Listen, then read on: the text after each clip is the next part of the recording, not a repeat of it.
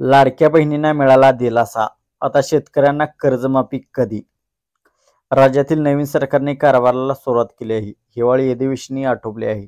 लाडक्या बहिणीला खात्यात डिसेंबरचा हप्ता येणे सुरू झाले आहे. यामुळे सरकार त्यांच्या घोषणेप्रमाणे शेतकऱ्यांची कर्जमाफी कधी करणार असा प्रश्न विचारला जात आहे. माहिती सरकार राज्यात आल्यास 2019 पासून ज्या शेतकऱ्यावर कर्ज आहे त्यांची सरसकट कर्जमाफी करू अशी घोषणा करण्यात आली आहे. तशी घोषणा करून सुद्धा भाजपच्या वतीने काढण्यात आले आहे. हिवाळी अधिवेशन मुख्यमंत्री शेतकरी कर्जमाफी जाहीर करतील अशी शेतकऱ्यांना अपेक्षा होती, मात्र तसेच झाले नाही.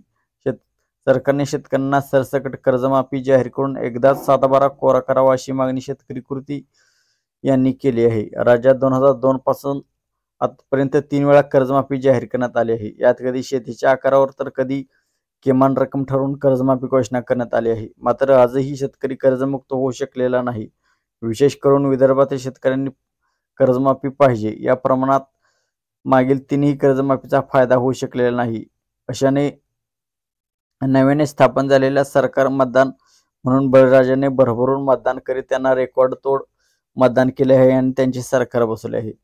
तर लाडक्या बहिणींनाही पैसे मिळाले. तर आता कर्जमाफी कधी होणार अशी अनेक शेतकरी वाट पाहत आहेत. तर देवेंद्र फडणवीस कर्जमाफी कधी करणार यावर सर्व शेतकरी अवलंबून आहेत.